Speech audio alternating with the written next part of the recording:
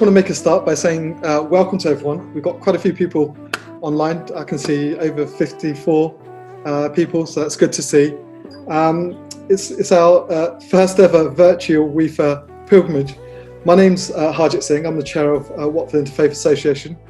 I'm also joined by my co-host Enoch, who's chair of One Vision as well, and he's helping us to host today as well. Today is the final day of Interfaith Week.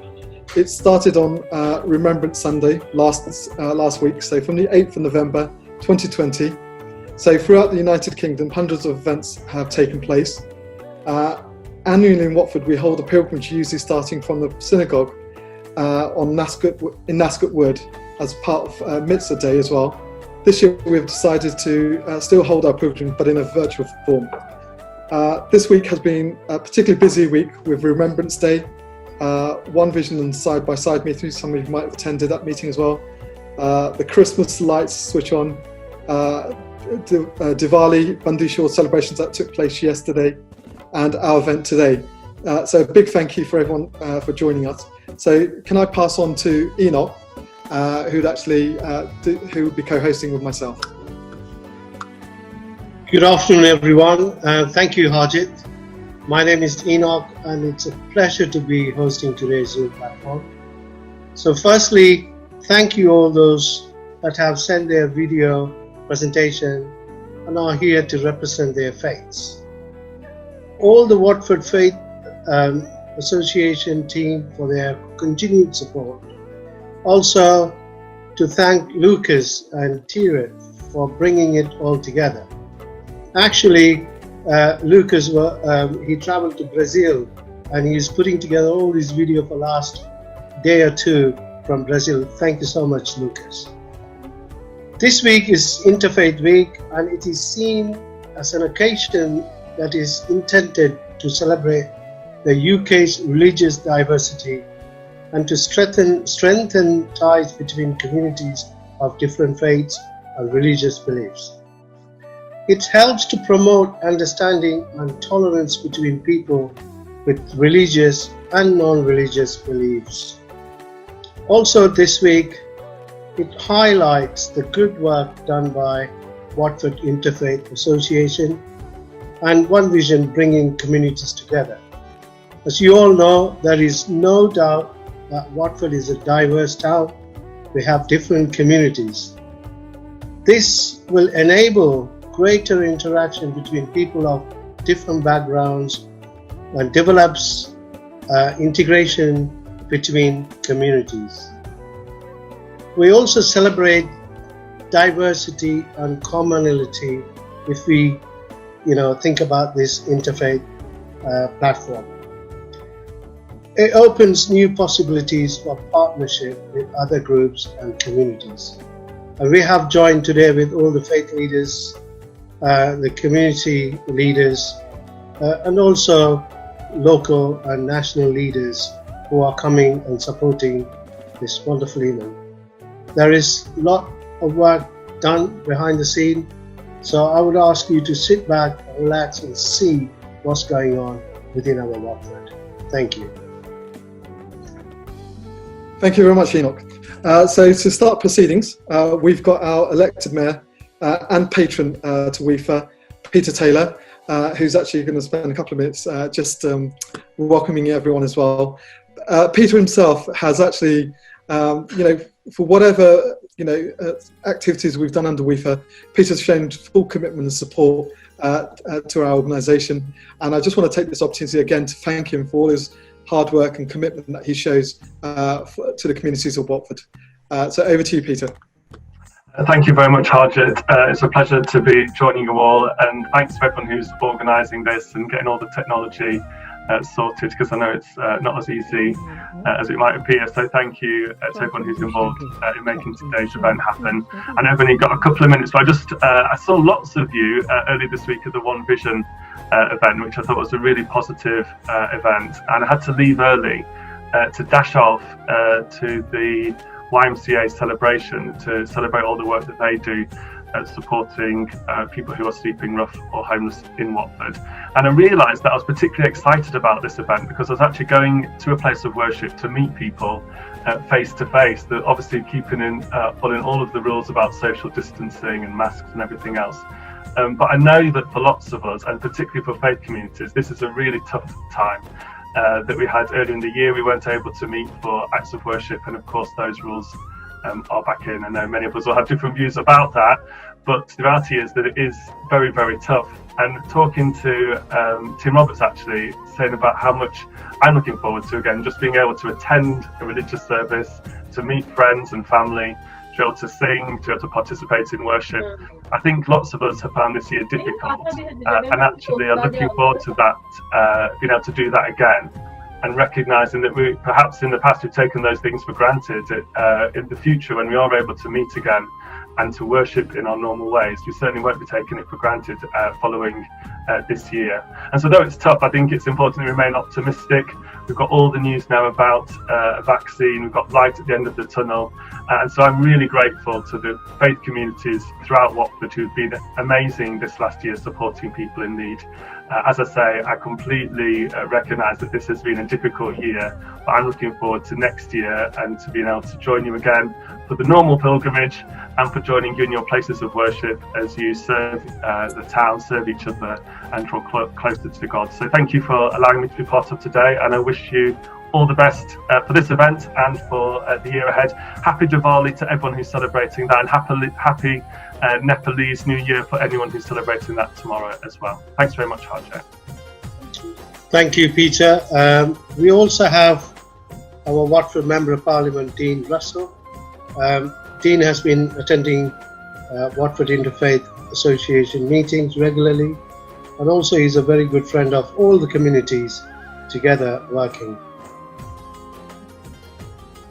Thank you, and thank you to you all for inviting me here today and to be part of this. I think for my part, the Interfaith Association and the community across Watford is so strong because of the faiths that we have and the diversity, but also the commonality we have in terms of wanting to make Watford a better place. I'd like to also wish happy Diwali and happy Nepalese New Year to those who are celebrating. But I think every few weeks there's a wonderful celebration across Watford of diversity and of what we do. But I think the main part for me is that when we look at how the community has come together to help others, it's been phenomenal. And I have to say Watford has been absolutely unique, I think, in terms of the quality and the level and depth of community work we've done together. I've been very fortunate to volunteer through One Vision every week and with other organisations, and I think when I go out and visit people,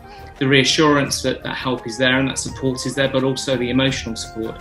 One thing I did want to just say though is, given we are in lockdown at the moment, there is potential light at the end of the tunnel, and I think that comes from the community, but also does come from vaccines and the rise in testing and so on. But I just want to say a huge thank you to you all, and I'm sure those who were on the call earlier in the week will have heard me say similar things. But one of the challenges of COVID is that we don't know the direct impact of our actions.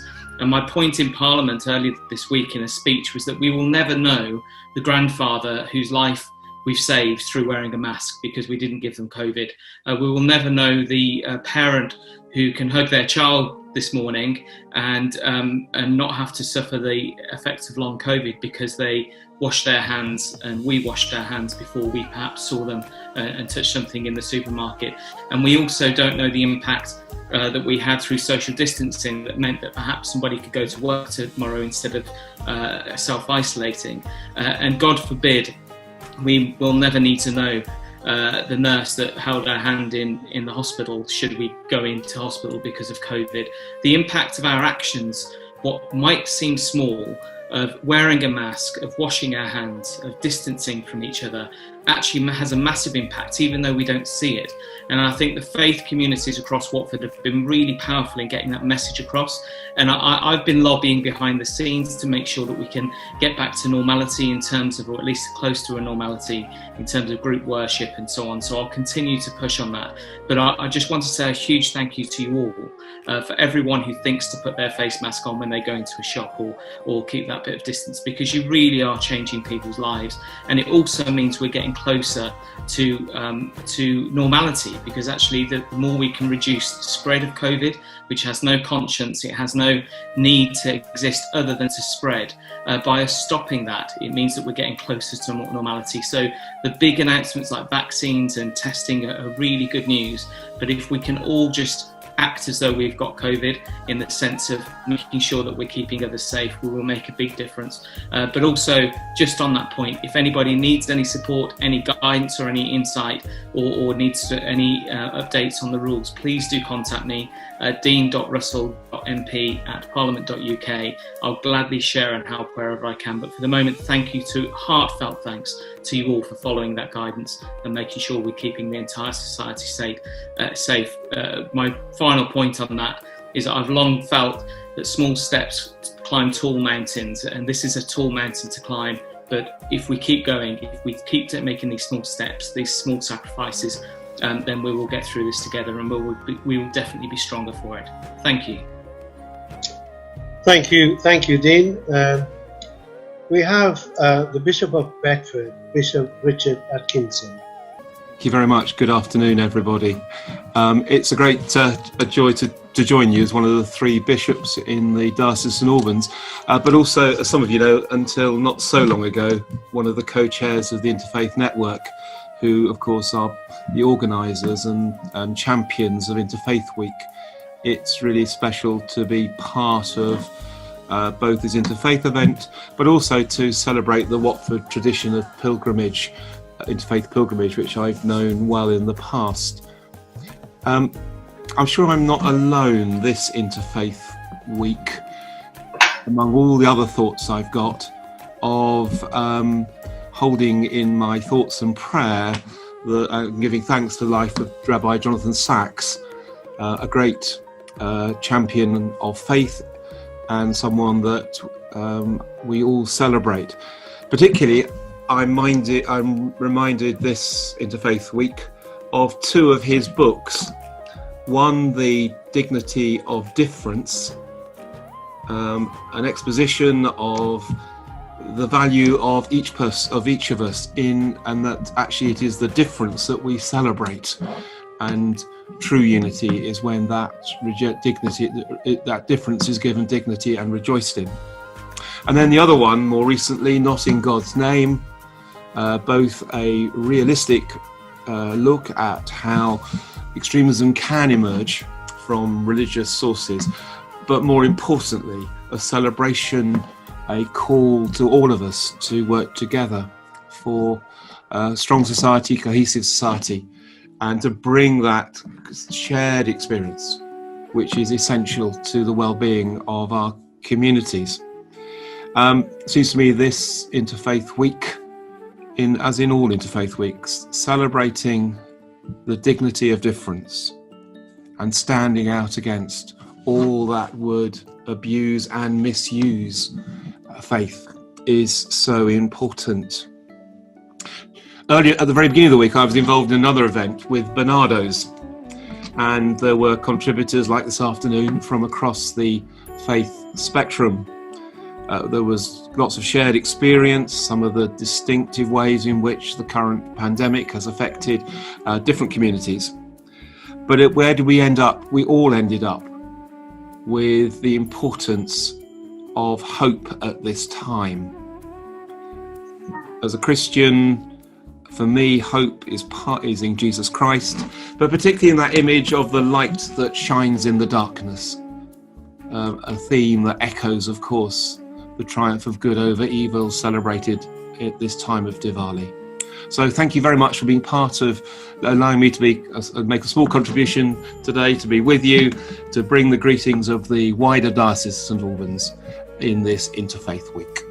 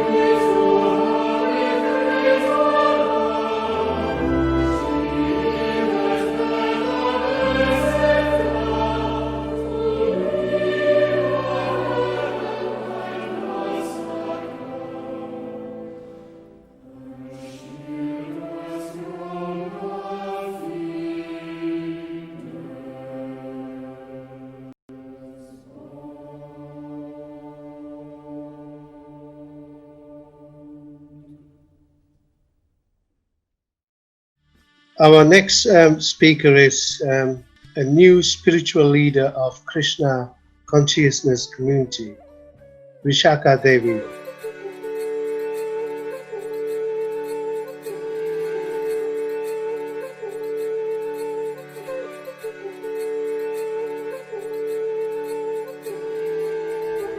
Something that sticks in my mind when I come to the manor is certainly the warm welcome that you receive from the moment that you step onto the grounds. I'd only been here an hour and everybody was talking to me and I was talking to them and they were explaining what goes on here and I had a fantastic time. I don't think I'd ever been to such a cosmopolitan place in my life, and that was really attractive to me.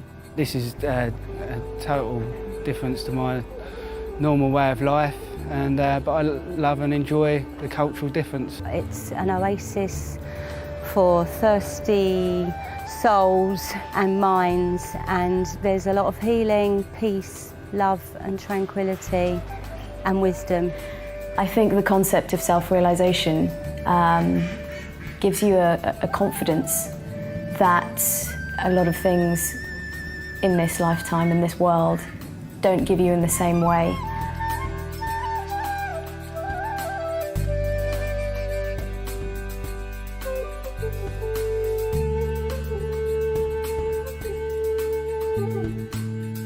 My favourite spot is the terrace overlooking the George Harrison Garden in the manor, and I go there every morning and I do a little bit of yoga, and it's just a really special place. My favourite spot is this tree, massive sequoia, and I can just sit under there during break time and chill out. My favourite place in the manor are the quiet rooms upstairs. They're a real place where I can have some quiet time with beautiful devotional music in the background and sit with my meditation.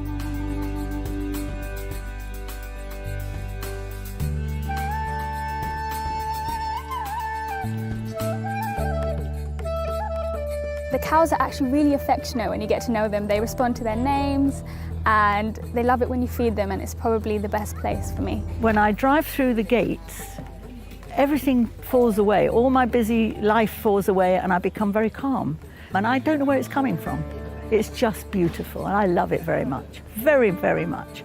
It's a hidden oasis within England. It's like only a couple of hours from London. It's quite tranquil. It's full of nature. You've got wildlife, good organic vegetarian cafe, and a great vibe.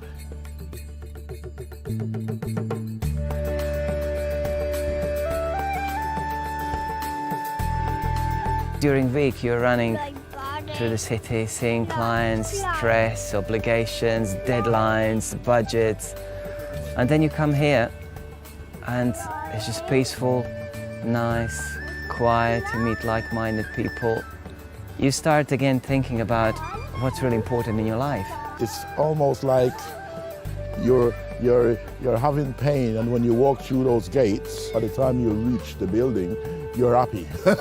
You're in bliss. You know?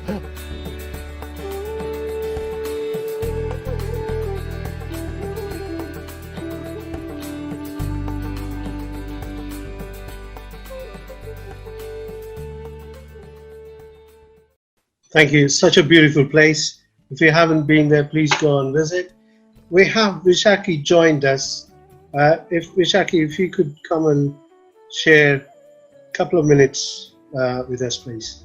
Thank you so much for allowing us to join you for the Watford Interfaith pilgrimage. We're very honored to be with you. And as you can see from the video, we really have a universal message that appeals to people across race, across gender, across nationality, because we understand that we're actually spiritual beings, each and every one of us, each and every living entity. Each and every living entity is a sacred child of God and should be honored and respected as a child of God. So for that reason, we open our doors and we warmly welcome everyone at Bhaktivedanta Manor.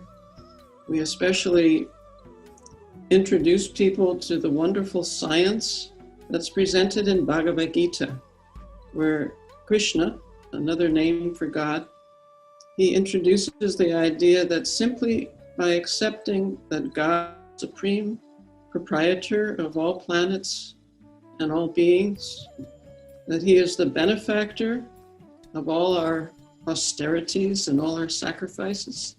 And he is also the most dear friend of every living entity. In this way, all of us can attain peace from the very stringent pangs of material miseries that we're especially feeling now at this pandemic time. So we honor all of you for your wonderful faiths. We respect very much all faiths, and we join with you with great enthusiasm to promote this universal message of God consciousness so that people can experience the shelter of God in their lives, the solace that that shelter offers, and we can all come together in harmony and peace. So thank you again.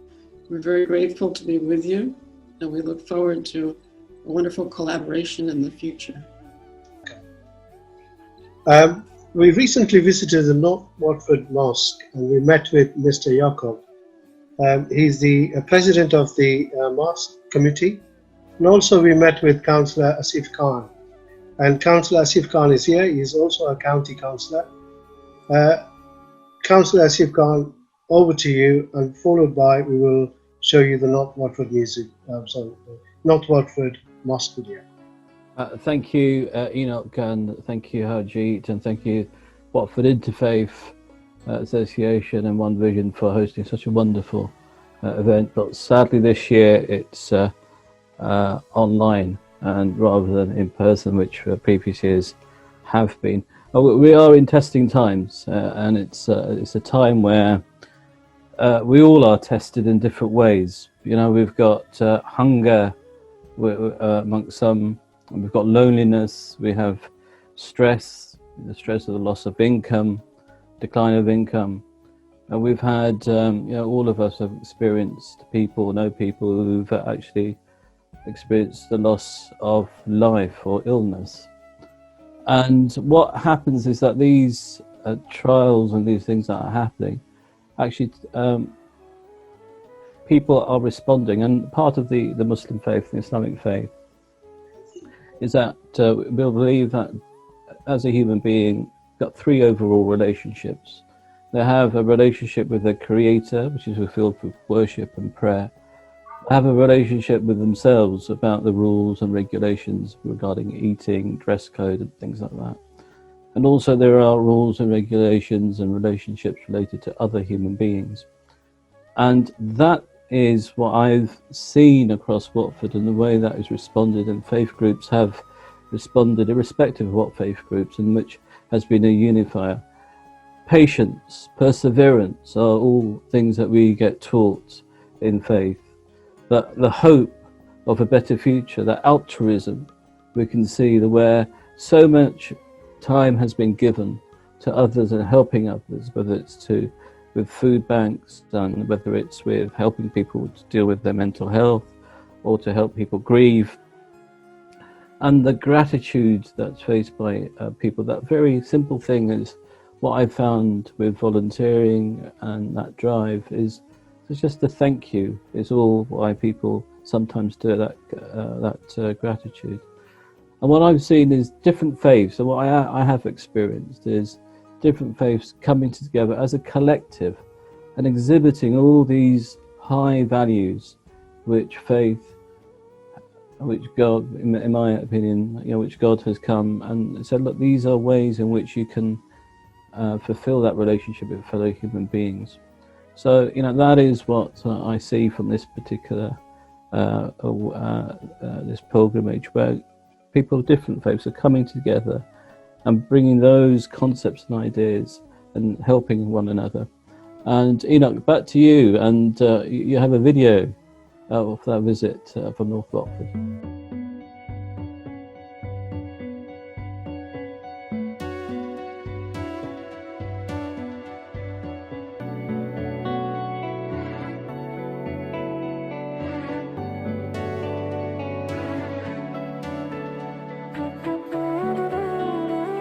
I'm Asif Khan, and this is the North Watford Mosque, and welcome.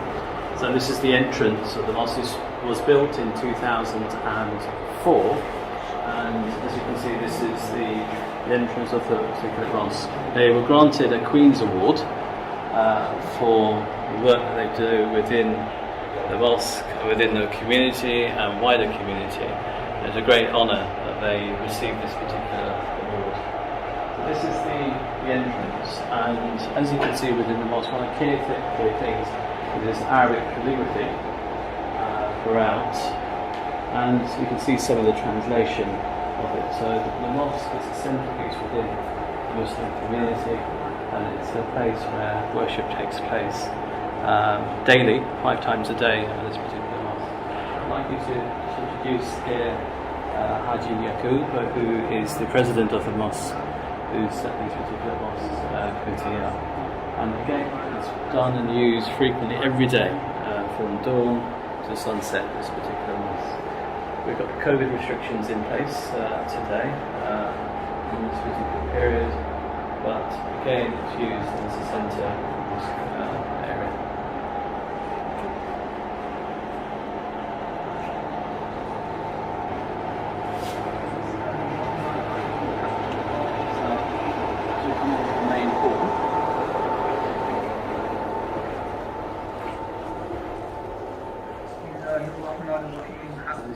The main hall that we have.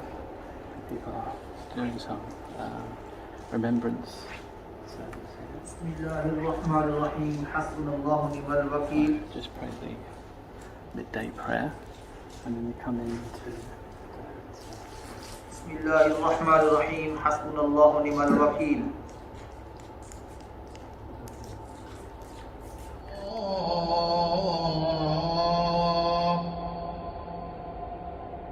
حي على الصلاة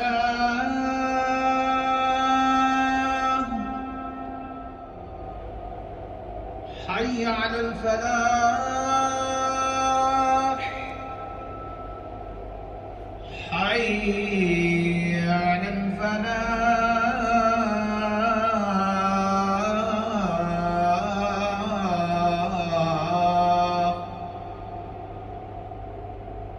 The center mosque 1979, and finished the completions of the buildings and reopened upon 1984. Then we start on here 1999. We got the planning permission, and we completed the constructions in 2004. And at the same time we got the award from the Queen's Golden Jubilee Awards and then Borough Council Awards. And people are coming in both mosques for congregation prayer and 5-time prayer, and also we are a member of the Interfaith, and they are visit as well on both mosques. Thank you.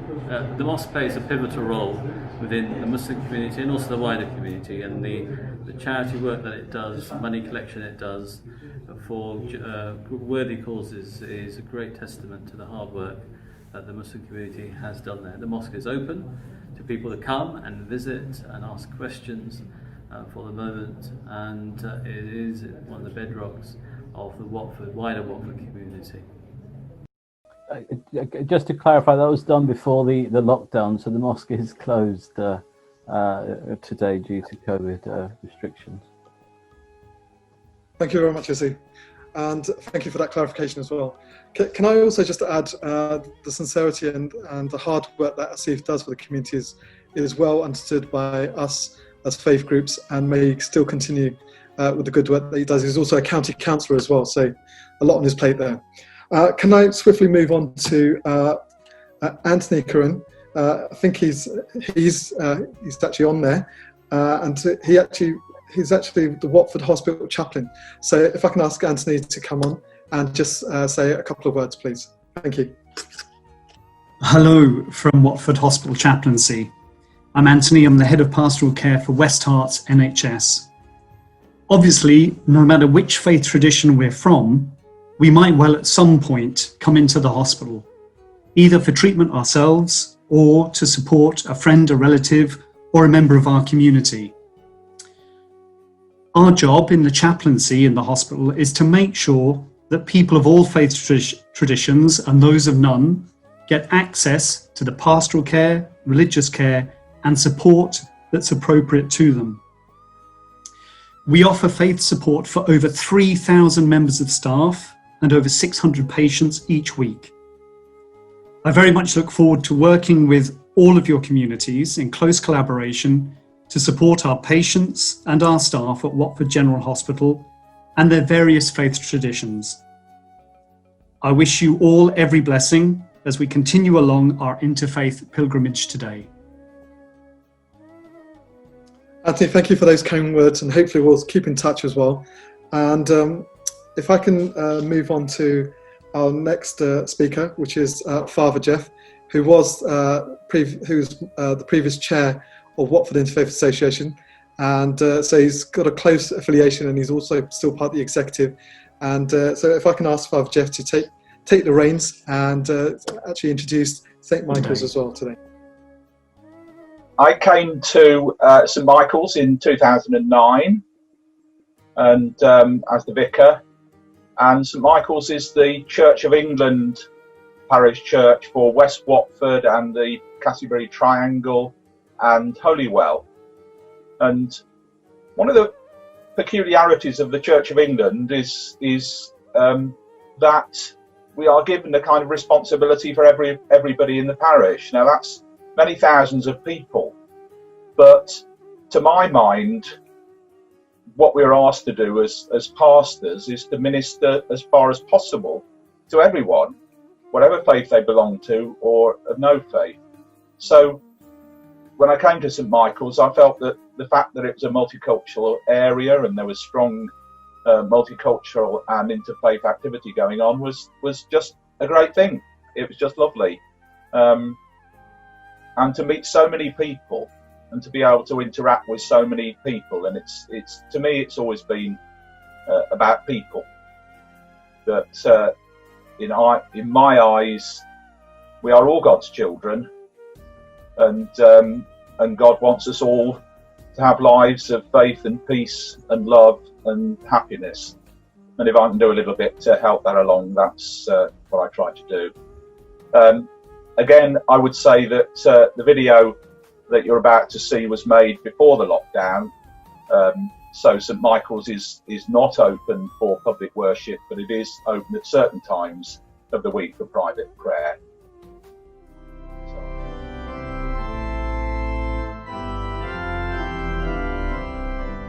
Welcome to St. Michael's Church.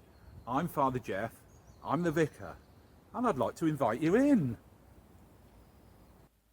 Do come into our beautiful church, take a seat and join us for worship.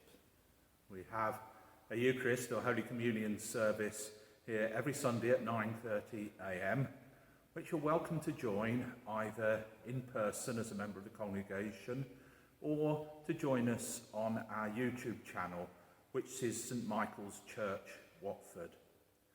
We'd love to have you with us either way. As you can see, we are socially distanced here at St. Michael's, and we have a number of other COVID secure precautions in place to make sure you're safe when you come to worship with us. Families can sit together in these pods, and there are colouring materials and word searches for the children to use. When you come to St. Michael's, you're joining a long history of lovely musical worship. We can't just do everything we would like at the moment because of our COVID precautions, but we still have a lovely service, and we'd love to have you with us.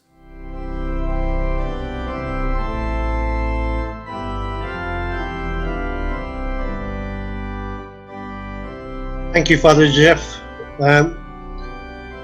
It's a beautiful church, and we celebrated Watford Celebration there last year, and Jeff is also the chair of Watford Celebration. Thank you so much for this beautiful video. Our next speaker is from Seventh-day Adventist Church. You're all probably familiar with Stamborough Park Church in Garston, where the Stamborough is running the One Vision Hub and serving the community. Welcome to Pastor Gia Tapp. He works with young people, very closely keeping the young people within the congregation. Followed by, we will show the Seventh-day Adventist Stanborough Park Church video. Thank you. Thank you, Enoch, and thank you, Fajit, and everyone for making this possible. It's an honor to join you all as pilgrims. And when I think of pilgrimage, I have to think again of one of the books that I had to read when I was a young boy in the Netherlands growing up, and we had to read some of the English literature. And one of the books that was on that list was a well-known book still today, The Pilgrim's Progress, written by John Bunyan. The story of this man called Christian, who leaves his family then behind as he searches for a quest in his life. I mean, he's living there in that city called Destruction, which, again, when you read about that, I mean, it seems so much like the world today in which we live, right? Nothing seems to be in place anymore. Everything that seems to have been normal for the last 9 months, nothing is normal at all anymore. Everything has gone upside down. But here he goes on this quest, searching for this celestial city. And through his journey, then also losing this kind of heavy weight that he carries with him that is called sin. And different characters are with him as he goes on this journey. There is Evangelist, there is Help, Mr. Worldly Wise Man, Mr. Legality, with his son Civility, the Goodwill, the Gatekeeper, and so on and so on. And eventually he makes it to the celestial city. He entered it. And then later on, as you continue to read the story, it's also his family that goes on the same journey and joins him there in that beautiful city. Now we all are pilgrims, right? We're all on a journey, the journey of life.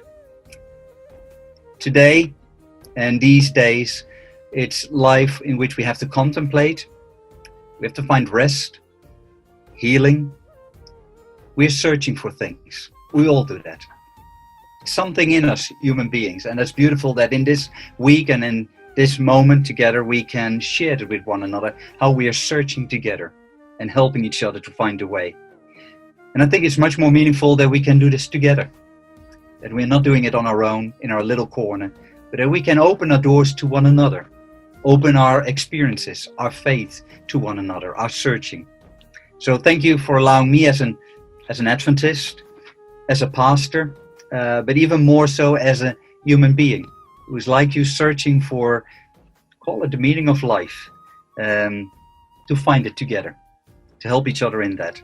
And so to do that in this beautiful community of Watford and beyond, we send you as Adventists in the Seventh-day Adventist Church in Stanborough Park Church in Watford, God's blessing.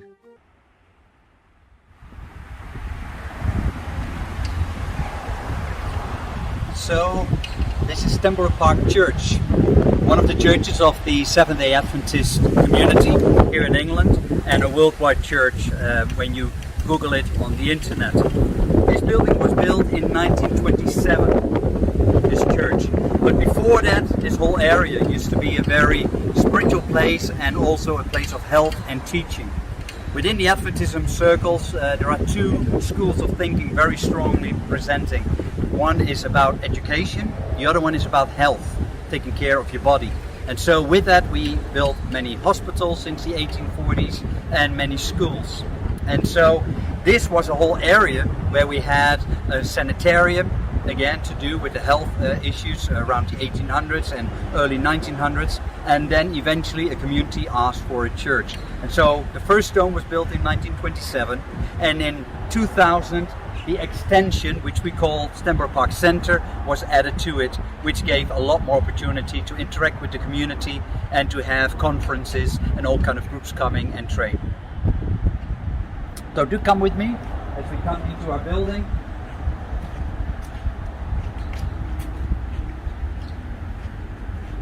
We come into the concourse,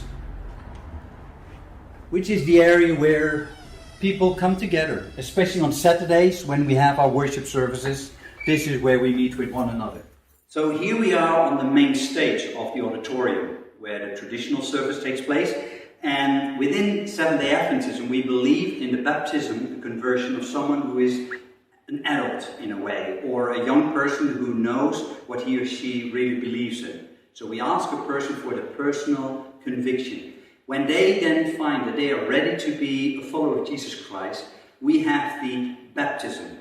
So people are being submerged underwater. And so what you see here in this stage is you see these kind of patterns, these plates, they cover a pool. There's a pool under it, of course, at the moment with no water in it, but when we have a baptism, we fill it with water and we lead the candidates into the water and they're being submerged underwater, which in a way it symbolizes to us as Christians almost like a funeral. We believe in like you're dying, you're old, and you come out as new yourself.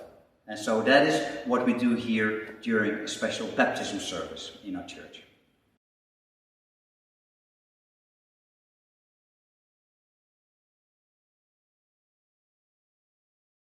As I said, we have two worship services. In the main hall where we were is where the traditional worship service is held, where you would have the organ play and the hymns being sung, and you have the majority of our congregation come together.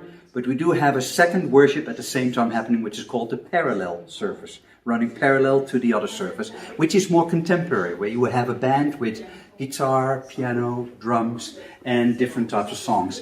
Again, because of COVID, that is at the moment not happening, but usually they meet here in the Cedar Sycamore room, which holds about 200 people together on their seats as we sit together. Now it is our Center for the One Vision project, where we help, especially our community, with meals and with all kind of other areas of need that are occurring.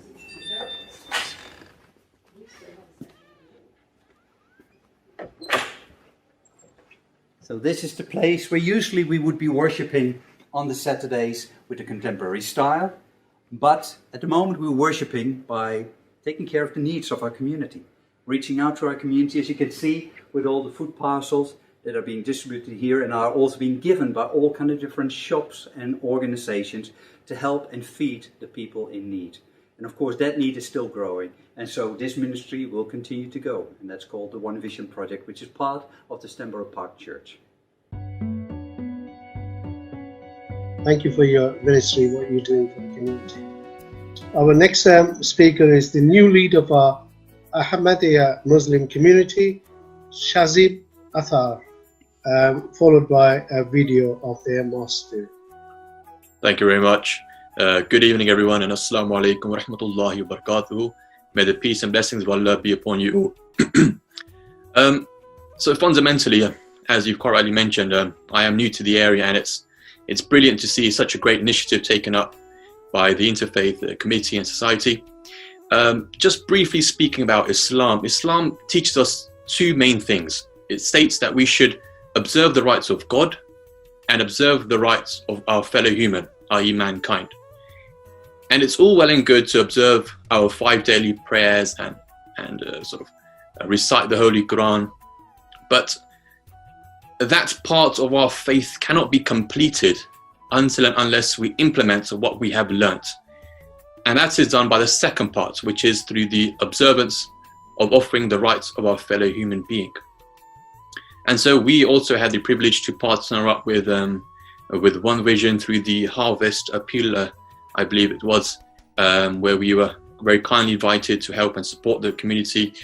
And it's something which we, by the sheer grace of God, are very privileged to say, and we're very happy to do so, because we believe Islam to be a religion which is universal. And why we think this is because of our leader, our founder of our very faith, the Prophet Muhammad. He was, as mentioned in the Holy Quran, the mercy for mankind, not just for Arabia or just for Muslims.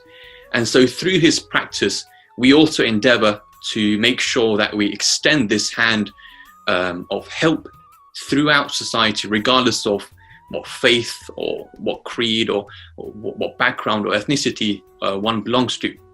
And through the opening of our various mosques around the world, we also open various hospitals, eye clinics, and various other facilities which help the parts of the world which require somewhat assistance.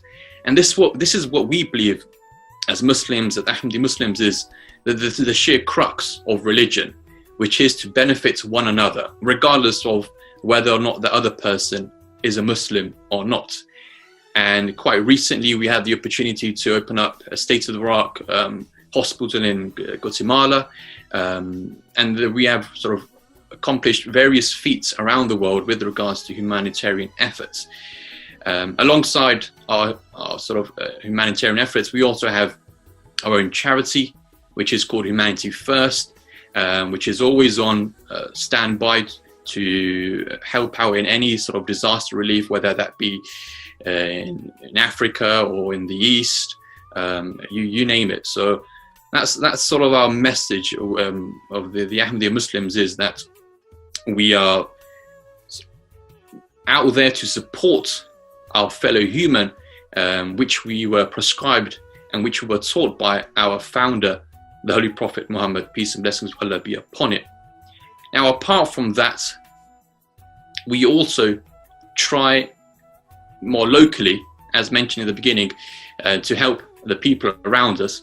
And another initiative, obviously with COVID, we aren't permitted to, but we would like to extend the invitation to all those people here today to come and visit us in our Watford mission on Talbot's Lane. And we proud ourselves in giving invitation to people to come and see our mosques and see our practices and traditions, so we have a better understanding of the people we live around, and so more importantly, people around us understand that we are also there to serve them effectively.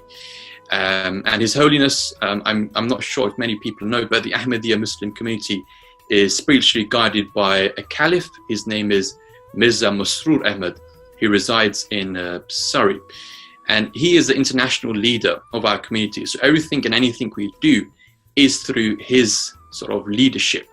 And he also resonates the exact same message, which as missionaries we promote, and which he states that we have to promote interfaith harmony as a means of peaceful resolution between one another.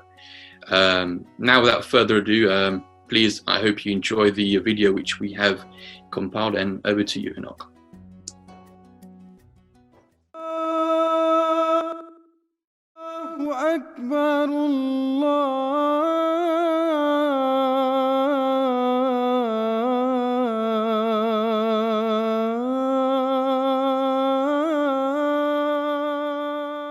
Here at the Battlefield Mosque in Morden, and this is the largest mosque in London, in fact the UK, in fact Europe. The foundation of Bayt al-Fatuh complex was laid by Hazrat Khalifatul Masih IV on the 19th of October 1999. Subsequently, an abandoned dairy farm sizing 5.3 acres in Morden was converted into a mosque with a magnificent dome spanning 16 meters. The £5.5 million project featured 2 minarets, the tallest reaching 35 meters. The House of Victories, rising out of the suburbs of London, is the largest mosque complex in Western Europe. Designed by a British architect, the mosque can house up to 10,000 worshippers and has been voted as one of the top 50 best modern buildings in the world. So you join me here in the main men's prayer hall, and this hall alone can accommodate 6,000 people, i.e. 6,000 worshippers. And His Holiness Hazrat Mirza Masroor Ahmad, may Allah strengthen his hand, he used to come here pre-COVID, and he used to lead us in the Friday sermons. And so the ladies have their own portion, around about the same size, if not bigger, on the first ground, on the first floor. So yeah, I mean, and we can also see here, this is the mihrab. This is where the imam stands and leads the congregation, as it were, in prayer. And is also home to the community's MTA International television station and to the Voice of Islam studios. Eid ceremonies, national peace conferences and thousands of other events have been held at the complex. It also provides facilities for the larger community. So for instance, the college, Merton College, they will use our halls for examinations. The local authority comes here to hold meetings here. The police hold their meetings here. And other people from the local community come and use the facilities.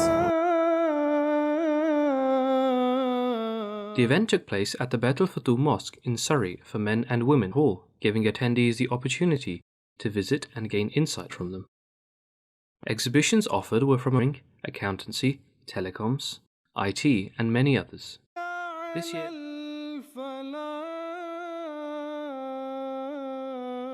turning up, actually getting through all the exercises. I mean, at the beginning we just started slow with a couple warm-up stretches, and then we really picked up. To the finals, Fazl Mosque white team emerged victorious.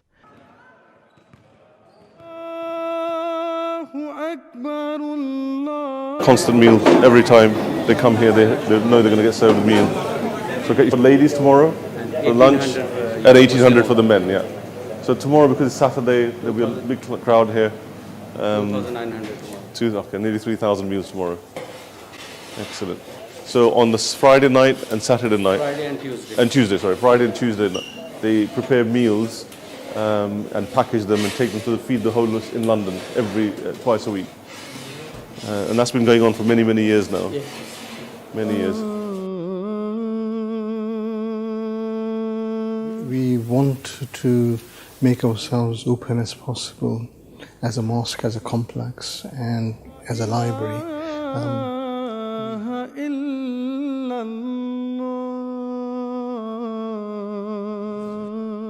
With the approval of Khalifatul Masih V, a new design by John McCaslin Partners has been made to regenerate and match the overall design aesthetic of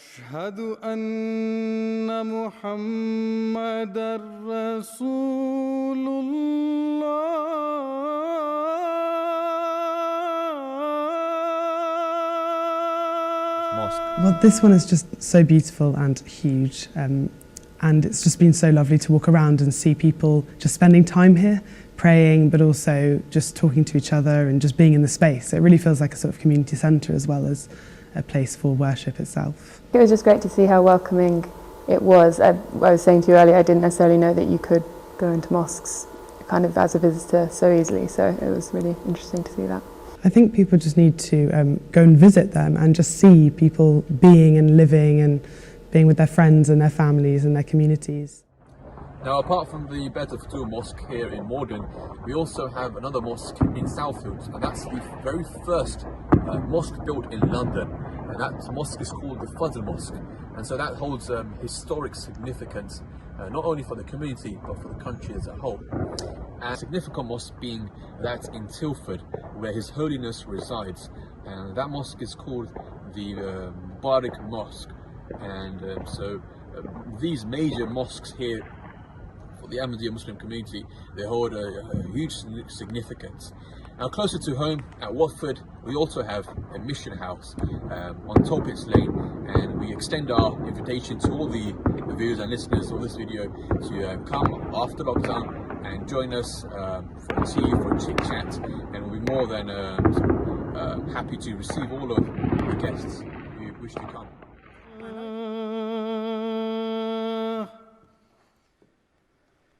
Allahu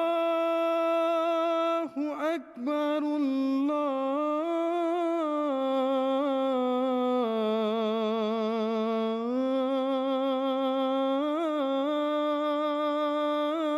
Allahu Akbar, La ilaha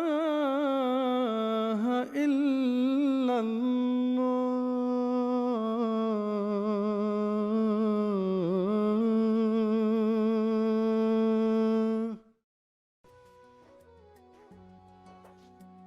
Thank you, Imam Shazib, and also thank you to the Ahmadiyya Muslim community. In fact, we are privileged to work with them in Watford. They have contributed a lot and they are continuing to contribute during this pandemic. Thank you for everyone for this wonderful work you're doing. Our next speaker is Sergeant Luke Mitchell. He's a community safety officer, and they actually do a great work with their team. Let's hear from Sergeant Luke. Good evening, thank you. I'm, as I said, I'm Luke Mitchell. Good evening, good afternoon. I'm Luke Mitchell and I'm part of the policing team based in Watford Police Station. One of my roles is community safety, and having been born and bred in Watford, and schooled in Watford, I now find myself in a really privileged position in ensuring that I'm now part of the policing team. And that's a real privilege for me, having been born and bred and then obviously schooled in the area as well. I really enjoy working with all different partners and celebrating the diverse and vibrant town that we all live in and work in. This year has presented us with huge challenges to date, but the strength of our town has shone through, and I've seen firsthand all faiths and all part of our community coming together and supporting those most in need. Part of my role over the last sort of 8 to 9 months has been working and putting in the partnership work that we need around COVID-19, operating and supporting businesses getting back up and running and supporting most in need. I've seen firsthand the work that we've done as a partnership to educate and encourage people to follow the restrictions put in place. As said, 99% of our community have played their part and have ensured that they've complied with COVID legislation. I would like to pass my thanks to all members of our emergency services and those key workers who are out every day putting themselves at risk to protect our community, especially in the first few months of the lockdown in March, when my officers and our emergency services and those key workers have been out making sure the country still continues to operate and support those most in need. The next 12 months, my policing team will continue to be active in our communities to make Watford a safer place for us to live and work in. We will continue to support those in need and safeguard the most vulnerable people in our communities. Finally, I'd like to thank you all for everything that you do to ensure Watford continues to be a united and progressive town, and for us to enjoy the community that we live in and be united in everything that we do. So thank you very much, and thank you for allowing me to be part of this special day. Thank you. Thank you very much, Luke. That's really interesting to hear. And again, all the emergency services, the part they're playing, all the faith groups have shown support in whatever direction they could, and will do in the future as well. So thank you for that, Luke. We've got our next guest speaker as Azhar Abedi from the Al Zahara Centre. It was a pleasure to meet him last year when we went on our pilgrimage. He's a great speaker, very knowledgeable from the Shia community. So if I can ask Azhar to actually come forth and present the next video. Thank you very much, Hajid. I'll just say a few words before you play the short video. So yeah, I mean, I do miss meeting you all personally, which I was fortunate to do last year, and hopefully next year will, or even sooner, once lockdowns and so on are over. You're all invited to come and visit us at the Al Zahra Centre. It's a small centre, and for those who met me last year, I think I briefly covered the history of the Shia community. I don't want to go into that again, and I think some of the values of Islam that the previous speaker, Shahzeb, mentioned are also obviously consistent throughout these different sects. This whole interfaith activity effectively started very recently as far as the Al Zahra Centre is concerned. Since I joined them, although I've been living in Watford for about 40 odd years, I used to previously go to another mosque, and it's only about a couple of years ago that I discovered this local centre, and I'm hoping that with my involvement and trying to devote some more time, we'll be more active in One Vision, and perhaps doing some of the other activities that all of you do, which we are all very thankful for. The video that I'm about to play was actually recorded on the occasion of Eid, which is a festival, one of the festivals we had in October. So it was between the two lockdowns, and the Imam of the mosque, it's the young guy, Muhammad Rizvi.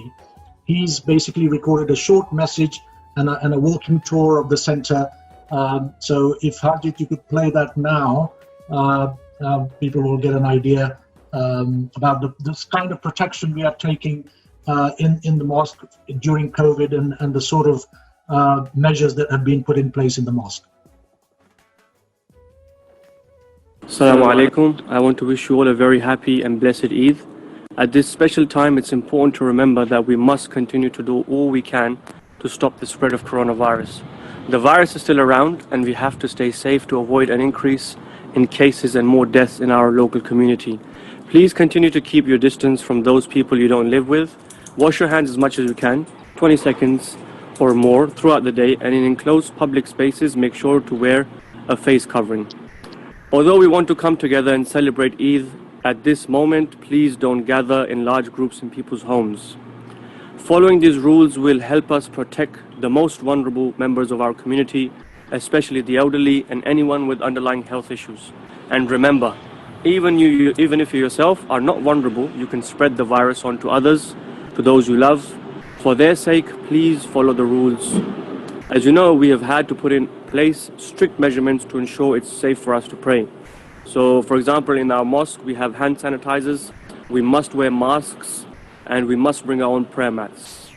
There are no toilet facilities or facilities for ablution at the moment. Thank you so much for your sacrifices. I wish you all a very happy Eid Mubarak. Wassalamu alaikum. Thank you, Haji, for the opportunity. As a privilege as always, and we will definitely take you up on your offer. And it's great to see such a character like yourself being involved with Interfaith and bringing the communities together. I had the privilege of also introducing Rabbi Chalk. He's actually a new rabbi that's come on, but again, some of the activities that we've done, he's actually gone beyond and helped out. And if I can ask Rabbi Chalk to come forward, he actually represents the Watford and District Synagogue in Nascot Wood. Hi everyone, my name is Rabbi Mordechai Chalk. I am the spiritual leader for the Watford Jewish community. I'm speaking to you here from inside the Watford Synagogue, a synagogue known in Hebrew as is a Beit Knesset, translated as a house of gathering. It is a place where the community gets together to celebrate together, to work together, to be united together. From birth to death, this is a place where everything takes place. Behind me, over here, is what is known as the Ark. And inside the Ark, I'll open it up, let you see. You have what's called the Sefer Torah. These are the 5 books of Moses. Every single one of them handwritten, expertly. Every single Shabbat, every single Saturday, we take it out, one of them out, we read the portion of the week. And that is part of the service we do every single week. Let me take you on a little tour of what else we have happening here. Right over here we have the prayer for the royal family and for the government of the land, which once again we say that every single week, this single prayer. And as we look around, this over here is where the person leading the services will stand. Usually it will be in the middle, in the centre, everyone gathered around. However, unfortunately, due to the current circumstances, we've had to bring it to the front. As you can see, we've got some beautiful stained glass windows in here as well, donated by different members for different reasons. This one here, the bird of peace, the dove, after the great flood, symbolising peace, unity and hope for the whole world. And another one back here, the one I like a lot, is the tree of life. And on the tree, we've got different symbols from all the over the Jewish year. The most potent one for me, especially because it's around my birth time, is this, the menorah. Then in the Beit HaMikdash, in the Jewish temple in Jerusalem, it was an 7-branch candelabra. But we now, every year, in the winter, we light an 8-branch one. During the depths of the winter, signalling that even at the deepest, darkest of times, there is still light, there's still hope, there's still what to look to for the future.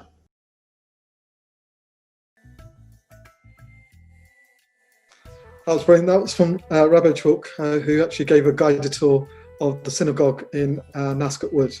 I've also got the privilege of actually introducing Reynold Rosenberg.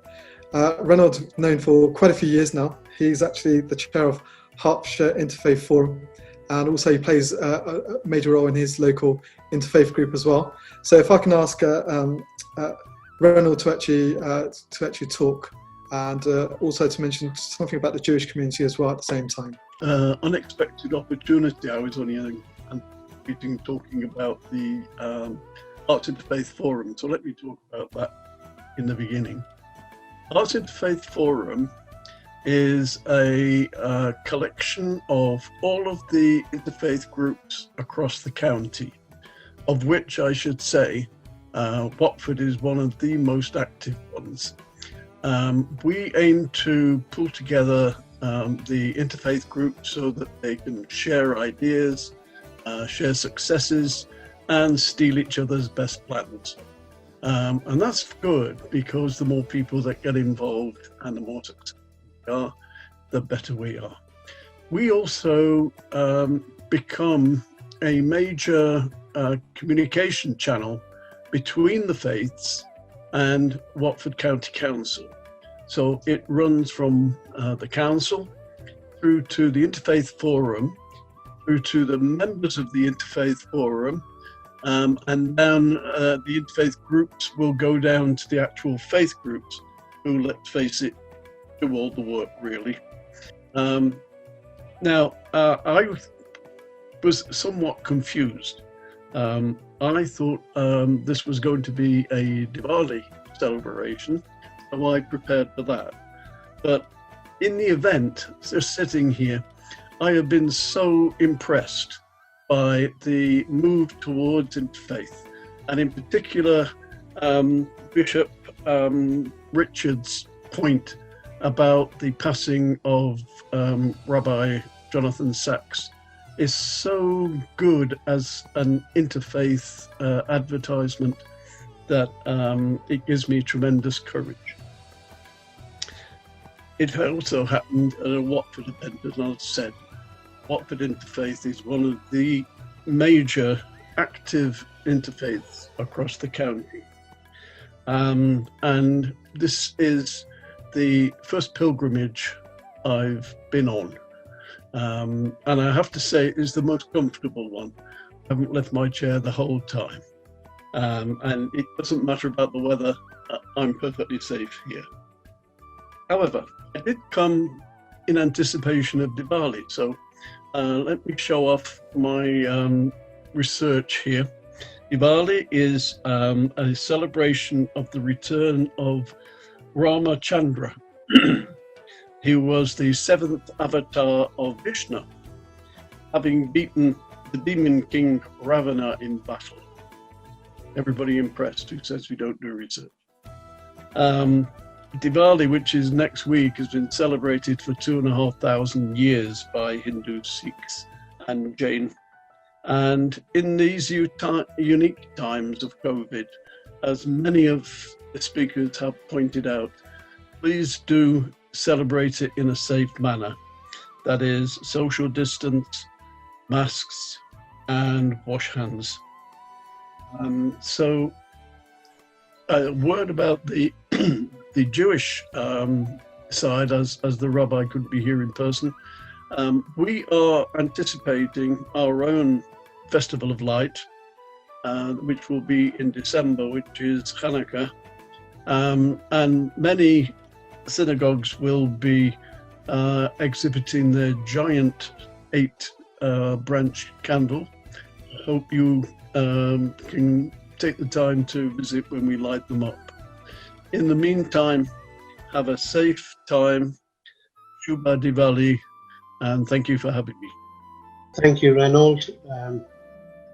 Our next speaker is Daya Gurwal. Before I introduce the speaker, Daya is the daughter of Harjit Singh, and Harjit wears different turban in our community. One of the turban he wears is the Watford Gurdwara Sri Guru Singh Sabha. They have been doing excellent contribution towards during this difficult time. They have been amazing cooking, hundreds and hundreds of food, hot meals for our community in Watford. Thank you for that, Harjit, and their family. Daya, over to you. Good evening, everyone, and hello. My name is Daya Kaur. I belong to the Sikh community and I attend the local Gurdwara, the entrance to the Guru's door. Today, we are all blessed to be virtually gathering to celebrate all those from different faith groups. Sikhi is a growing religion which began in 1469. Guru Nanak Dev Ji is a founder of the Sikh faith, and on the 30th of November, we will be celebrating their birth, 551 years. The Sikh faith originated in the original land of Punjab, the land of 5 rivers. The principles of Sikhi are seva, the selfless work, It's running late, about 20 to 6. repeating God's name. The Sikh population has grown over the years to around 25 million. And within the UK, we have up to 400 Gurdwara, places of worship. Today, I will show you a short video to introduce a traditional layout of the Gurdwara structure. Currently, we are renovating our local Gurdwara, so this will be based on a Gurdwara from the UK. And we'll go through certain areas such as the Langar Hall, which is a free kitchen, and the Darbar Sahib, where the Guru is present on their throne. This format has been present since the Guru's times. So on that note, I'd like to wish everyone a very happy Diwali, Bandi Shur Divas, and would like to start the video now. Thank you. Waheguru Ji Ka Khalsa, Waheguru Ji Ki Fateh. We've come to the Gurdwara with our families.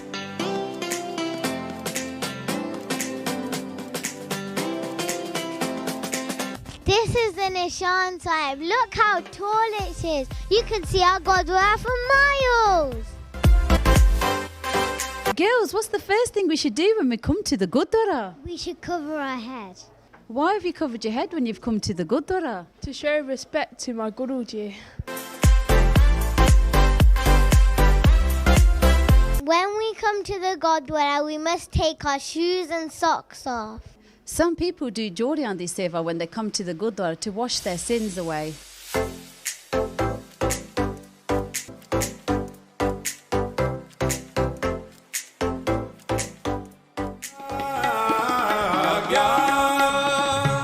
We come into the Diwan Hall to pay our respects to our Guru, Guru Granth Sahib Ji.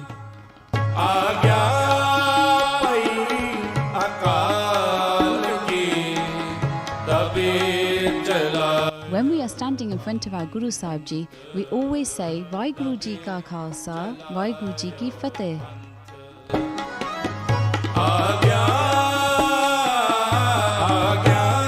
Me, Sukhmani and Nand, we walked around Guru Sahib Ji. This is called Pargama.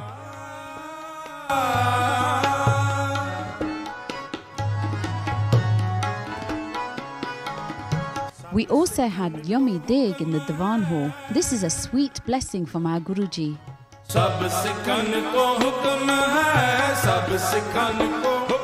We should always show respect to our Guruji by sitting quietly in the Diwan. Talking is rude and can disturb other Sangat.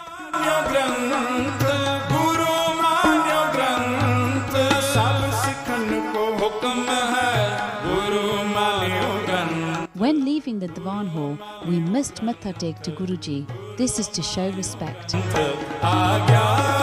Langar Hall, where Langar is free for anybody who comes into the Gurdwara. Guru Nanak Dev Ji started this seva. And why should we wash our hands when we come into the Langar Hall? Because they're dirty from having deg and they're jutte. We all sit together on the floor at one level in the Langar Hall. This is called Pangat, because everybody is equal. This is where all of the yummy langar gets made. Bibiji, what are you making? I make prasada for langar sangat.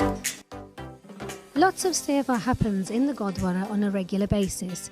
As you can see, these bibiyan are doing selfless service, making prasad there. Sometimes these prasad there even go off to homeless shelters. Now we are going to eat some yummy langar. Langar is strictly vegetarian, no egg, no fish, and is open to all faiths. We are now going to do some bandia this seva.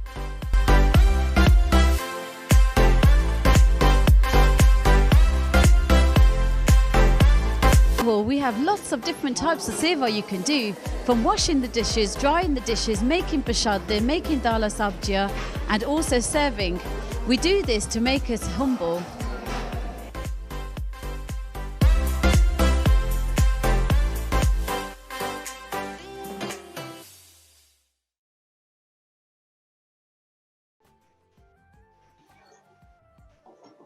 Thank you, Diane. Thank you, Harjit. It's very inspiring what's going on in the Gurdwara. For your information, this video was taken pre-COVID, before the COVID started, actually. Thank you again. Our next speaker is Reverend Tony Rindle. He's well known to us from St. Mary's Church, and there will be a PowerPoint presentation will be made. Over to Tony. Thank you very much indeed, Enoch, and greetings to everyone. It really is good to be together, even if it's on Zoom. Like everybody else, I'm looking forward to next year's pilgrimage already, when we can all meet in person again and visit one another's places of worship. Although I think this has given us an opportunity to see far more in the way of different faiths and places of worship. So everything has a silver lining. I'm so glad that we've been able to see so much, and there's been so much that's been informative today, and I thank everyone who's contributed. And like Reynold, I think there's something about actually maybe stealing some of the best ideas from what we've heard today. So thank you for that. It's been very inspiring. So this might be a bit of a challenge, but we're going to try and do a PowerPoint presentation, and I'm dependent on Lucas, operating things from Brazil, I gather. So Lucas, if you're able to upload the PowerPoint, that would be really helpful. And good morning to you, because it must be still morning in Brazil. So are you able to load up the PowerPoint? I'm Tony Rindle, Vicar of St. Mary's, Watford. And I guess we boast being the oldest place of worship in Watford. St. Mary's Church, situated in the centre of Watford. I think it's the only purpose-built place of worship that's actually within the Ring Road. And it's been a site of Christian worship for something like 800 years. So well established in that sense. You'll recognise it. It's near to Cafe Nero, opposite Marks and Spencer's, right on the High Street. You can have the next slide. During this pilgrimage, we've heard the call to prayer of particularly from our Muslin brothers and sisters, but from other faiths as well today. And of course, one of the ways in which we call Christians to prayer is through the ringing of bells, which sadly, due to the COVID, we've not heard. So you'll know when the pandemic's over, when you hear the bells ringing again from St. Mary's Church. We'll have the next slide. And here is a wonderful celebration. This was taken as a rededication service. Many of you will know that St. Mary's was refurbished back in 2018-19, which meant that we were actually worshipping in our church centre for something like 15 months between 2018 and 2019 before we returned back into church, which actually has helped us in our pandemic, because we've been used to worshipping together in a different place. There's that sense of the temporary and the transition. So whilst we've been having most of our worship online, there is a sense in which we've held the worshipping community together quite strongly, because we've already had that experience in 2018 and 19, a time when actually numbers in our congregation increased, even though we weren't in church at the time. And I think I would want to say that our understanding of church is not just the building, but the people who are the congregation, the family, the gathered community is what we really mean by church. We'll have the next slide, please.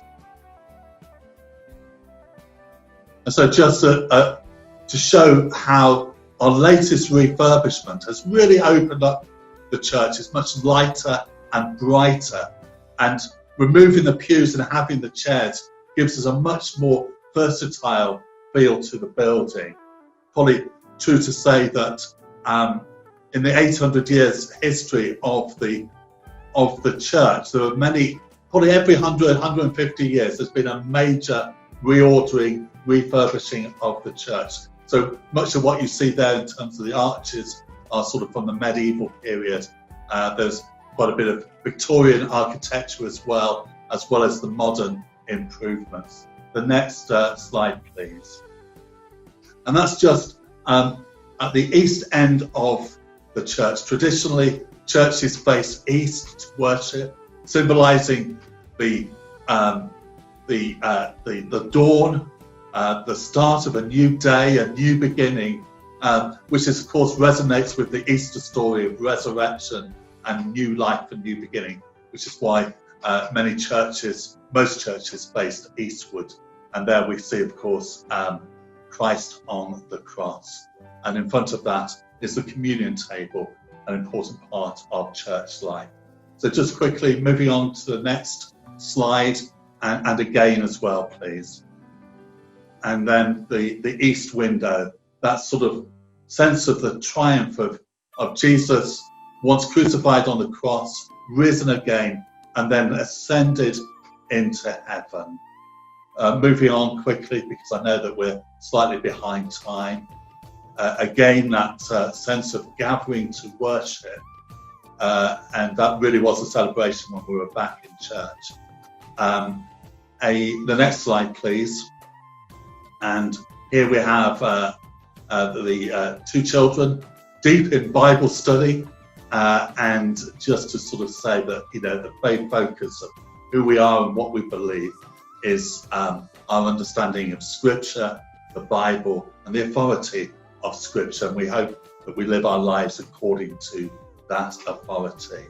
Another picture of a child, next slide please, and that sense of which the church is open for people of all ages and all backgrounds to come and worship God. Next slide please. And singing, which we haven't been able to do for so long, is an integral part of our worship. And on the right is part of our community choir that do a wonderful job for us. And if we move on again quickly, again, organ music is one way in which we express our worship, and there's Richard, our organist, talented organist. Next slide shows me in action, so we'll move on quickly. And again, there I'm in the pulpit, the place where we would preach our sermons, and on the left-hand side you will see the church is wonderfully decorated for Pentecost, the celebration where we see Jesus, who ascended back into heaven, sends a promised Holy Spirit upon the disciples, equipping them to speak and preach the good news in many languages to all corners of the earth. We move on again, very briefly again. There you'll see the communion table set up with the bread and the wine, symbolizing the body and blood of Jesus. And so moving on again, and just seeing that this is the family, the church family gathering to celebrate something that is very core to our belief in the bread and the wine, the body and blood of Jesus, his death and resurrection, reconciling us to God. Moving on again, please. You're doing a fantastic job, by the way, Lucas. And moving on again, and we see the distributing of the bread. On the left, you have the Bishop of St Albans, who joined us for that celebration service. And there is the giving and the receiving of the bread and the wine of communion. Moving on again, a sort of panoramic view of the church, now wonderfully reordered. And if we move on, it's a case of the old and the new. And there is our font. Gert earlier talked about baptism, this beginning of our earthly pilgrimage, our journey of faith. For many, that begins in infancy. Sometimes it is a decision that we make as adults.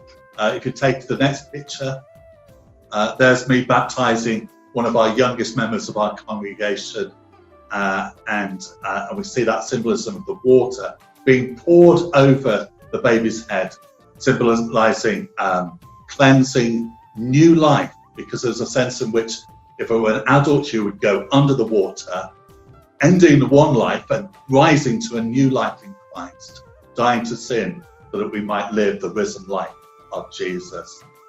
Moving on again, there we have children's activities. It was lovely to see that video from the Gurdwara involving children. And children, I think, is a very important part of the life of our church. And this is something called Messy Church, a new way of expressing how we worship God, using craft and games and fun and so on. Next slide, please. This is taken at a garden party. Again, that sense that church is more than just the building. It is worship, but it's community as well. And we're very grateful to one of our residents for having a large garden where we can gather and celebrate. And we were grateful for good weather that day as well. Moving on, just an example of expressions of our faith. Obviously, the nativity scene, which we will be looking forward to Christmas, and the season of Advent is beginning in 2 weeks' time. So Christmas is just around the corner. And then very briefly, this PowerPoint was produced for the Harvest School Assembly, and so just the final pictures. If we go to the final slide, the next slide, if it's possible.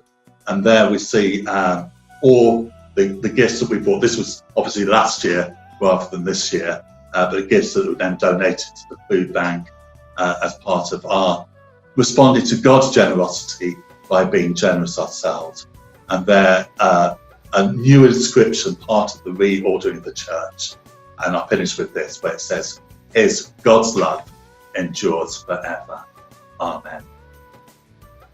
Thank you very much, Tony. Tony's also a new member co-opted onto our WIFA executive, and just want to say a sincere thank you, because Tony's actually been involved in a lot of community events, community, wherever he's needed, he's always there. And just want to say a big thank you for all that you do in Watford. And also, if you get a chance to go to St Mary's as well, because I've actually seen the renovations, and just amazing. I think, was it over £1 million or something of renovation that's taken place? I think there certainly wasn't much change out of £1 million, I can assure you. So please, if you do get a chance, pop by and have a look as well. Okay, so we're just coming near to the end now, so we haven't got too long to go. We've got 2 more guest speakers, and also my honour to actually ask Ashwin Mehta, who's part of the Srimad Raj Chandra Mission Dharampur, to actually come. And Ashwin, I've got a chance to meet him last year. I think it must have been about a year ago, just over a year ago. And it's a pleasure to actually have him aboard. And he's a very professional, young-minded person as well. Thank you. Hello, everybody. Harjit, thank you very much for saying that I'm young. I'm not so young. I see from the white hairs coming up now. It's a privilege. Thank you very much to Watford Interfaith Association for allowing me to speak on behalf of the Jain community. And I think it's really lovely to see so many faiths taking us on this beautiful journey to all the different places of worship. I just firstly say Happy Diwali, as we heard earlier on as well, for many of the different faiths, the Hindus, Sikhs, Jains and Buddhists, all celebrating Diwali for different reasons, but celebrating, to have that light come up for everyone. So that's lovely. The Jain faith is based on the principle of ahimsa, which basically means love and care for everyone. And there's a sentence from an ancient Jain text called Tattva Sutra, which is Praspo Upkro Jivanam. And that means basically all life is interdependent. By all life, we mean not just humans, but animals and the environment. And interdependent obviously means that something happens to one person, we're all affected by that. So we are all responsible for everyone, as well as caring for everyone. And I think we've seen that with the coronavirus right now, affecting everyone around the world, and also the environmental sort of situation we're in right now. So So very much lovely to be here with everyone.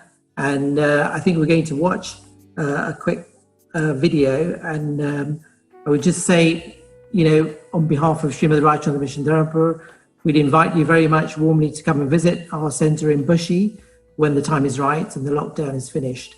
And so thank you very much, Rajat.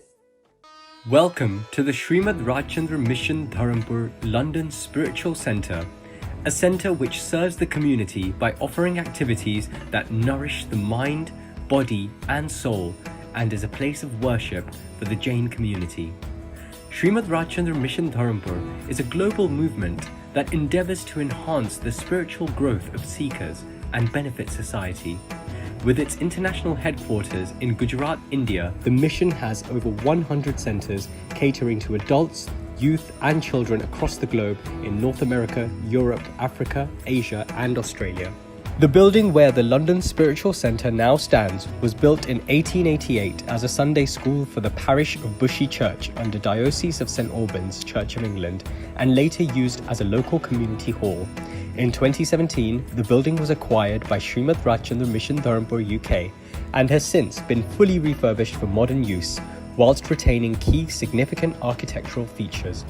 The inauguration ceremony of the revered idols in the centre took place on New Year's Day, 1st of January 2019, and, performed by Pujya Gurudev Sri Rakesh Bhai, became the largest procession ever seen in Bushi, with about 2,000 people celebrating.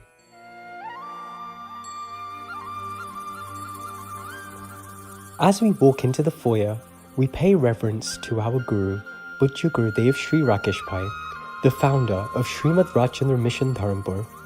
He is a spiritual visionary and an embodiment of universal compassion. He has touched thousands of lives in various countries through enlightening discourses and an array of meditation retreats, steering a multitude of souls towards the spiritual way of life.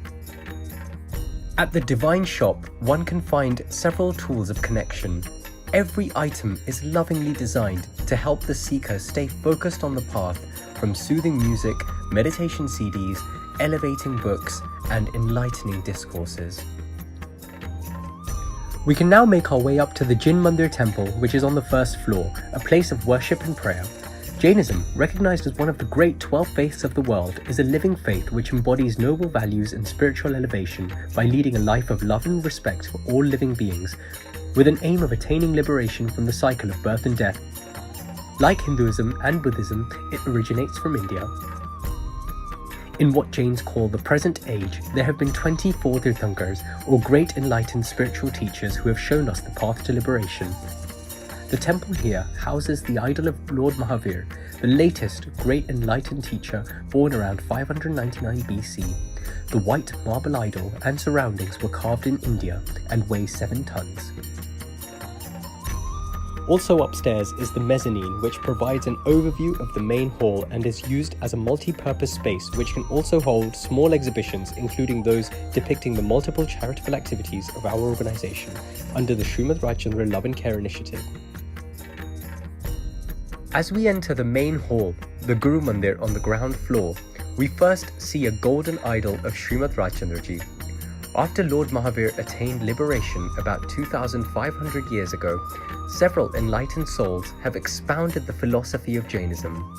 One such exalted soul was Srimad Rajchandraji, born in 1867. Srimad Rajchandraji, a highly enlightened soul, is Pujya Gurudev Shri's Guru and the inspiration for our organisation that bears his name, Srimad Rajchandra Mission Dharampur. A surging ocean of divine compassion, his life was an epitome of an intense and incessant pursuit of spirituality. Mahatma Gandhi spent a significant amount of time in close friendship with Srimadji. Srimadji's association left a deep impression on Gandhi, and he was regarded as Gandhi's spiritual guide. Behind the idol and carved in white stone is a magnificent Bodhi tree, or the Tree of Enlightenment, characterized by its heart-shaped leaves and is considered sacred in Eastern tradition.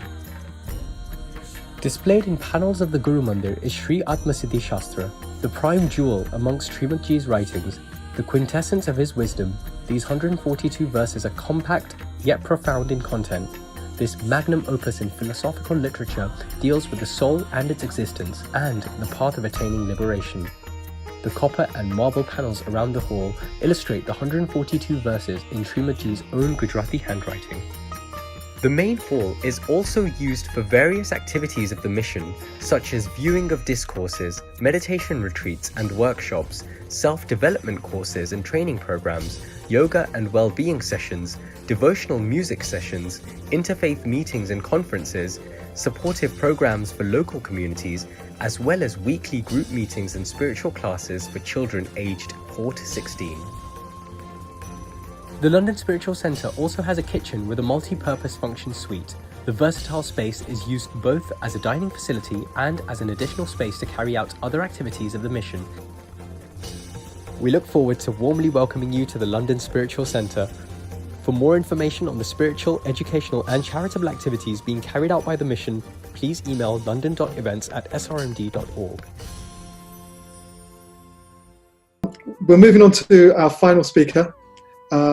It's Deacon Neville, and Neville's been part of Watford Interfaith for many years, and his contributions are well noted. And so, Neville, if I can ask you to actually lead on the final proceedings, please. Thank you. Do you think we can show the video first?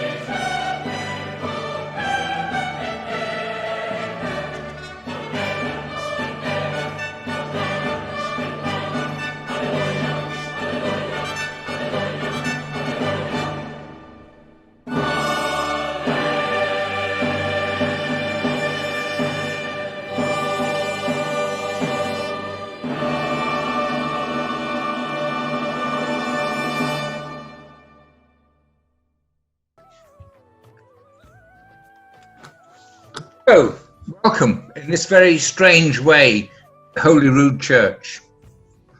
We have to keep our doors closed for most of the time because of COVID, but we are able to allow some periods during the week when people can come into the church for private prayer. This means we have to have stewards on duty to ensure compliance with numbers, one-way systems and social distancing, followed by a team of cleaners to sanitize the whole church. I'm afraid it's by appointment booking only. Good afternoon, or is it already evening? I always get a little confused at this time of the year when the light gives way to darkness. COVID has totally confused me, and I find it difficult to keep track of the days of the week or weeks of the year. Nonetheless, here we are again at that time of the year when we gather, usually physically, but this year virtually, to share our joy with our fellow worshipping citizens. It's always for me a great inspiration to travel round this town of ours and learn a little about the faith practiced by so many. And I think we all, Judith and the whole team, a great vote of thanks for a fantastic job in this very difficult time this year. Well done for all of you. As I say, the joy I have of welcoming you to Holy Rood Church this year is tempered by the fact that we cannot physically be together. But it does emphasize the joy of being a spiritual community. The video you've just watched was made a few years ago, not by us at Holy Rood, but by Hertfordshire Heritage, and it does not show our latest changes, including replacing the breaking chairs that are around 100 years old with new benches. I do hope you'll be able to come and visit us soon. Meanwhile, may I assure each and every one of you the prayers of this subset of the community for the whole community. In view of the sensibly imposed time limit, I'm going to limit myself just to consider two little elements of our decor. I did a quick assessment. There must be getting on for 1,000 altogether. But on the front door of the high altar, there are two stylized pomegranates. You know that fruit which is packed solid with seeds, wrapped in nourishment, reminding us that we come to receive the seed of life from this altar. And above the altar, on the silver cabinet tabernacle, is a model of a pelican. Why a pelican? Well, a pelican is the epitome of a good mother, a reference to church as our mother. The pelican will pluck at her own breast to feed her young in time of need. And we're reminded that Jesus Christ gave his own body that we may be nourished. This church is packed with symbolism, and I do look forward in happier days to sharing the detail with those who wish to return. Meanwhile, may I just invite God's blessing on you all and all your family and your friends. Thank you. We almost come to an end. I have to say we almost visited most of the worship places in Watford, beyond Watford too. During this difficult time, and I can see many of the worship places are struggling with this COVID-19 and try to keep our congregation in spiritual needs. And most of the churches are coming up and providing the physical needs. Now, what about the mental health?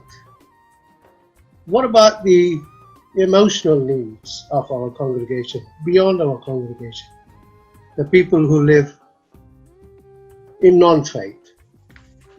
That's why One Vision has teamed up with community and voluntary groups, interfaith bodies, young people, council, schools, local authorities and other public agencies, even the sports organizations, to come forward to provide that need with One Vision. We will be very soon launching our mental health and well-being platform. I make an appeal to all the leaders of faith groups. Come forward, work with us to provide that support with the most needed, probably for next 15 years, the mental health and well-being support for the common people in Watford. Over to you, Harjit. We're coming to a close, so I just want to say thank you to everyone that's joined today. even looking down the list, there's so many distinguished guests that that are still here with us. So that's a big sort of understanding the kind of relationship that we have with Peter, with Dean. There's so many names that I would love to mention. Reynold for coming and being part of us today. We've also got members of our executive team, people like Yogesh, Zaid, Francois, Sumon, and also we've got councillors, Jagtar Singh. We've also got, sorry, I'm just trying to mention trying to look at all the names that we've got that are here today. And there's one person that was from. Also wanted to thank Terry as well. He's actually a pastor at Stanborough Church, for all his commitment. And unfortunately he came in March, just as he was supposed to take over, and then we had COVID-19. And so we've been joined by a lot of new people to Watford as well, like the Rabbi as well, and also we've got from the Amadea community as well. So from the bottom of my heart, I just want to say thank you to everyone that's been part of today. I think we've touched nearly about 70 people that have been on this Zoom call. And so it's a new thing for us, new phenomenon for us that we've tried to grapple with. So at the end, I want to thank people like Lucas and also Dilat to actually bringing this together. But, next year, hopefully we'll be in a different place. There's lots of things that still we've got to look at our communities, just as Enoch has told us that, it could be another 15 years for the psychological aspects that we have to deal with within our communities. And be wary of that, because our communities need us, and we need to make sure that we're there for our communities. And so there's lots of things that are going to be coming up before the end of this year. Who knew that 2020 was going to be like this? I think none of us sort of, had aspirations, a lot of things that we want to achieve in our own private lives. But, we're getting through it. We've lost a lot of loved ones as well. But let's pray.